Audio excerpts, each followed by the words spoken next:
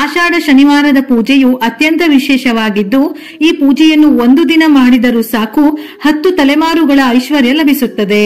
ಭಕ್ತರ ಇಷ್ಟಾರ್ಥಗಳನ್ನು ನೆರವೇರಿಸುವ, ಕಷ್ಟದಲ್ಲಿರುವವರಿಗೆ ನೆರವಾಗುವ ಅನಾಥ ರಕ್ಷಕನಾದ ಶ್ರೀ ವೆಂಕಟೇಶ್ವರ ಸ್ವಾಮಿಯನ್ನು ಪೂಜಿಸಿದರೆ ನಿಮ್ಮ ಜೀವನದ ಕಷ್ಟಗಳೆಲ್ಲ ದೂರವಾಗಿ ನಿಮ್ಮ ಮನೆಗೆ ಐಶ್ವರ್ಯ ಪ್ರಾಪ್ತಿಯಾಗುತ್ತದೆ. ಆಷಾಢ ಶನಿವಾರದ ಈ ಒಂದೇ ದಿನವಾದರೂ ಭಕ್ತಿ ಶ್ರದ್ಧೆಗಳಿಂದ ನಿಮ್ಮ ಮನೆಯಲ್ಲಿ ಶ್ರೀ ವೆಂಕಟೇಶ್ವರ ಸ್ವಾಮಿ ಮತ್ತು ಲಕ್ಷ್ಮೀ ದೇವಿಗೆ ಪೂಜೆ ಮಾಡಿದರೆ ಅಕ್ಷಯ ಐಶ್ವರ್ಯ ಲಭಿಸುತ್ತದೆ. ಶನಿವಾರ ವೆಂಕಟೇಶ್ವರ ಸ್ವಾಮಿಗೆ ಪ್ರಿಯವಾದ ದಿನ.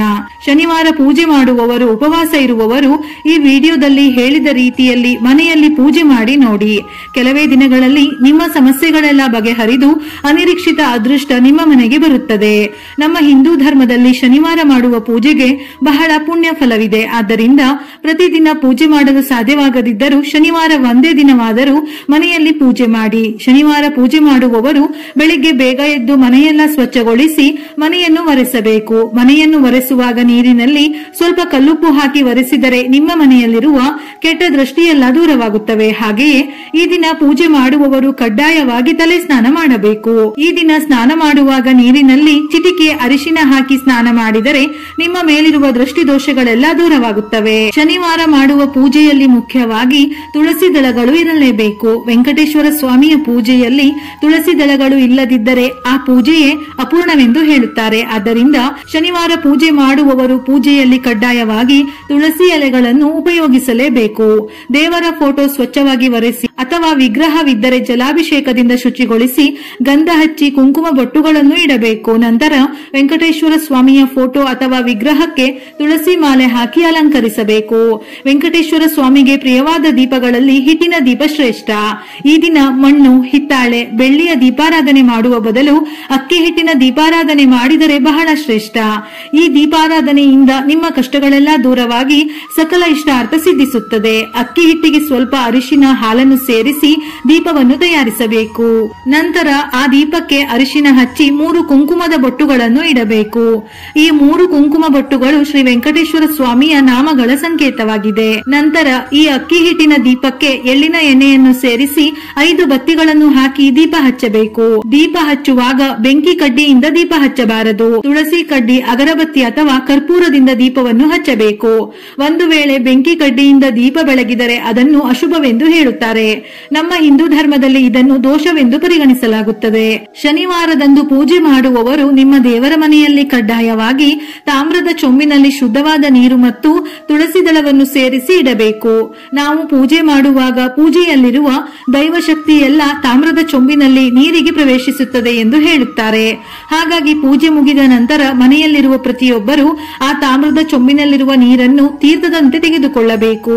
ಈ ತೀರ್ಥದಲ್ಲಿಯೇ ಭಗವಂತನ ಶಕ್ತಿ ಅಡಕವಾಗಿದ್ದು ನಿಮಗೆ ಶುಭ ಫಲಗಳನ್ನು ನೀಡುತ್ತದೆ. ಪೂಜೆಯಲ್ಲಿ ನೈವೇದ್ಯವಾಗಿ ಒಂದು ಸಣ್ಣ ಬೆಲ್ಲದ ತುಂಡನ್ನು ಇಟ್ಟರೂ ಆ ವೆಂಕಟೇಶ್ವರ ಸ್ವಾಮಿಯು ಸಂತುಷ್ಟನಾಗಿ ನಿಮ್ಮ ಮೇಲೆ ತನ್ನ ಅನುಗ್ರಹವನ್ನು ಕರುಣಿಸುತ್ತಾನೆ. ಸ್ವಾಮಿಯನ್ನು ಪೂಜಿಸುವಾಗ ಗೋವಿಂದ ನಾಮಗಳನ್ನು ಪಠಿಸುತ್ತಾ ಪೂಜೆ ಮಾಡಿ. ಪ್ರತಿ ಆಷಾಢ ಶನಿವಾರದಂದು ಗೋವಿಂದ ನಾಮಗಳನ್ನು ಪಠಿಸಿದರೆ ಆ ಸ್ವಾಮಿ ಸಂತುಷ್ಟನಾಗಿ ನಿಮ್ಮ ಮನೆಗೆ ಬೇಡಿದ ವರಗಳನ್ನು ಕರುಣಿಸುತ್ತಾನೆ. ದೇವರಿಗೆ ಇಡುವ ನೈವೇದ್ಯವನ್ನು ಯಾವಾಗಲೂ ಬಾಳೆ ಎಲೆಯ ಮೇಲೆ ಇಟ್ಟರೆ ಶ್ರೇಷ್ಠ. ಈ ದಿನ ಪೂಜೆ ಮಾಡುವವರು ಹಳದಿ ಬಣ್ಣದ ವಸ್ತ್ರಗಳನ್ನು ಧರಿಸಿ ಪೂಜೆ ಮಾಡಿದರೆ ಬಹಳ ಒಳ್ಳೆಯದು. ಪೂಜೆ ಮಾಡುವಾಗ ಓಂ ಗೋವಿಂದಾಯ ನಮಃ ಎಂಬ ಮಂತ್ರವನ್ನು ಪಠಿಸುತ್ತಾ ಪೂಜೆ ಮಾಡಿ. ಯಾರು ಈ ಮಂತ್ರವನ್ನು ಪಠಿಸುತ್ತಾ ಪೂಜೆ ಮಾಡುತ್ತಾರೋ ಅವರಿಗೆ ವೆಂಕಟೇಶ್ವರ ಸ್ವಾಮಿಯ ಅನುಗ್ರಹ ಖಂಡಿತ ಸಿಗುತ್ತದೆ. ಮನೆಯಲ್ಲಿ ಪೂಜೆ ಮಾಡಿದ ನಂತರ ದೇವರ ಮುಂದೆ ನಿಮ್ಮ ಕೋರಿಕೆಯನ್ನು ಹೇಳಿಕೊಂಡು ದೇವರಿಗೆ ಪ್ರದಕ್ಷಿಣೆ ಸಮೇತ ನಮಸ್ಕಾರ ಮಾಡಿದರೆ ನೀವು ಅಂದುಕೊಂಡ ಕೋರಿಕೆ ನೇರವಾಗಿ ದೇವರ ಬಳಿಗೆ ತಲುಪುತ್ತದೆ ಎಂದು ಶಾಸ್ತ್ರಗಳು ಹೇಳುತ್ತವೆ. ಪೂಜೆ ಮುಗಿದ ನಂತರ ಕೊನೆಯದಾಗಿ ಮನೆಯಲ್ಲಿ ಧೂಪ ಹಾಕಬೇಕು. ಶನಿವಾರದಂದು ಮನೆಯಲ್ಲಿ ಸಾಂಬ್ರಾಣಿ ಧೂಪ ಹಾಕಿದರೆ ಬಹಳ ಒಳ್ಳೆಯದು. ದೀಪಾರಾಧನೆ ಮಾಡಿದ ನಂತರ ದೀಪಗಳು ಉರಿಯುವವರೆಗೂ ದೇವರ ಮನೆಯ ಬಾಗಿಲನ್ನು ಹಾಕದೆ ತೆರೆದಿಡಬೇಕು. ಶನಿವಾರದಂದು ಈ ರೀತಿ ಯಾರು ಪೂಜೆ ಮಾಡುತ್ತಾರೋ ಅವರ ಮನೆಯಲ್ಲಿ ಧನ ಧಾನ್ಯಕ್ಕೆ ಎಂದಿಗೂ ಕೊರತೆ ಇರುವುದಿಲ್ಲ. ಅಷ್ಟೈಶ್ವರ್ಯಗಳೊಂದಿಗೆ ಬದುಕುತ್ತಾರೆ. ಪೂಜಾ ಸಮಯದಲ್ಲಿ ದೀಪ ಆರಿ ಹೋದರೆ ಅನೇಕರು ಅದನ್ನು ಅಪಶಕುನವೆಂದು ಹೇಳುತ್ತಾರೆ. ಪೂಜಾ ಸಮಯದಲ್ಲಿ ದೀಪ ಆರಿ ಹೋದರೆ ಮಾಡಿದರೆ ಓಂ ನಮಃ ಶಿವಾಯ ಎಂದು 108 ಬಾರಿ ಜಪಿಸಿ ಹೊಸ ದೀಪವನ್ನು ಹಚ್ಚಬೇಕು. ಬೆಳಿಗ್ಗೆ ಪೂಜೆ ಮಾಡಲು ಸಾಧ್ಯವಾಗದವರು ಶನಿವಾರ ಸಾಯಂಕಾಲ ಒಂದು ತೆಂಗಿನಕಾಯಿಯನ್ನು ತೆಗೆದುಕೊಂಡು ಆ ತೆಂಗಿನಕಾಯಿಯ ಮೇಲೆ ಕುಂಕುಮದಿಂದ ಸ್ವಸ್ತಿಕ್ ಚಿಹ್ನೆ ಹಾಕಿ ಮನೆಯಲ್ಲಿ ದೀಪ ಹಚ್ಚಿ ಆ ತೆಂಗಿನಕಾಯಿಯನ್ನು ಒಡೆಯಬೇಕು. ಈ ಪರಿಹಾರದಿಂದ ಹಣದ ಸಮಸ್ಯೆಗಳು ಏನಿದ್ದರೂ ನಿವಾರಣೆಯಾಗುತ್ತದೆ. ಎಷ್ಟೇ ಕಷ್ಟದ ಸಮಸ್ಯೆಯಾದರೂ ಅದರಿಂದ ಬೇಗ ಹೊರಬರುತ್ತೀರಿ. ವಿಪರೀತ ಸಾಲದ ಬಾಧೆಯಿಂದ ತೊಂದರೆ ಪಡುತ್ತಿರುವವರು ಶನಿವಾರದಂದು ತೆಂಗಿನ ಎಣ್ಣೆಯಿಂದ ದೀಪಾರಾಧನೆ ಮಾಡಿದರೆ ಬಹಳ ಒಳ್ಳೆಯದು. ಶನಿವಾರದ ದಿನ ಓಂ ಶಂ ಶನಿಶ್ಚರಾಯ ನಮಃ ಎಂಬ ಮಂತ್ರವನ್ನು ಜಪಿಸಿದರೆ ನಿಮ್ಮಲ್ಲಿರುವ ಶನಿ ದೋಷಗಳೆಲ್ಲ ದೂರವಾಗಿ ಮುಂದಿನ ದಿನಗಳಲ್ಲಿ ಸುಖ ಸಂತೋಷಗಳಿಂದ ಸಿರಿ ಸಂಪತ್ತುಗಳಿಂದ ಜೀವಿಸುತ್ತೀರಿ. ಶನಿವಾರದಂದು ಎಳ್ಳು, ಉದ್ದಿನ ಬೇಳೆ, ಪೊರಕೆ, ಉಪ್ಪು, ಎಣ್ಣೆಯನ್ನು ಖರೀದಿಸಬಾರದು. ಇವುಗಳನ್ನು ಖರೀದಿಸಿದರೆ ಸಾಲದ ಸುಳಿಗೆ ಸಿಲುಕುವ ಸಾಧ್ಯತೆ ಇದೆಯಂತೆ. ಶನಿವಾರದಂದು ಹೊಸ ಬಟ್ಟೆಗಳನ್ನು ಖರೀದಿಸುವುದು ಒಳ್ಳೆಯದಲ್ಲ. ಈ ದಿನ ಬಟ್ಟೆಗಳನ್ನು ಖರೀದಿಸಿದರೆ ಅಥವಾ ಶಾಪಿಂಗ್ ಮಾಡಿದರೆ ನಿಮ್ಮ ಜೀವನದಲ್ಲಿ ಕಷ್ಟಗಳು ಪ್ರಾರಂಭವಾಗುತ್ತವೆ.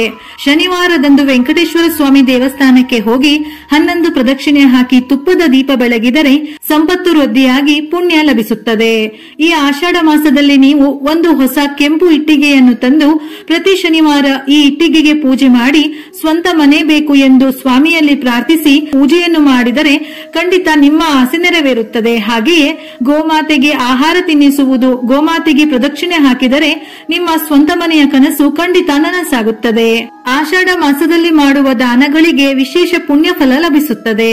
ಆಷಾಢ ಶನಿವಾರದಂದು ಗಾಜಿನ ಬಟ್ಟಲಿನ ಮೇಲೆ ಕಲ್ಲುಪ್ಪನ್ನು ಇಟ್ಟು ಅದರ ಮೇಲೆ 3 ನಿಂಬೆಹಣ್ಣುಗಳನ್ನು ಇಟ್ಟು ಅರಿಶಿನ ಕುಂಕುಮ ಹಾಕಿದರೆ ಮನೆಯಲ್ಲಿ ಯಾವುದೇ ನಕಾರಾತ್ಮಕ ಶಕ್ತಿ ಇದ್ದರೂ ಆ ಕಲ್ಲುಪ್ಪು ಮತ್ತು ನಿಂಬೆಹಣ್ಣುಗಳು ಅದನ್ನು ಹೀರಿಕೊಳ್ಳುತ್ತವೆ. ನಿಮ್ಮ ಮನೆಯ ಅಷ್ಟ ದಾರಿದ್ರ್ಯಗಳು ದೂರವಾಗಿ ನಿಮ್ಮ ಕುಟುಂಬಕ್ಕೆ ಅಷ್ಟೈಶ್ವರ್ಯಗಳು ಉಂಟಾಗುತ್ತವೆ.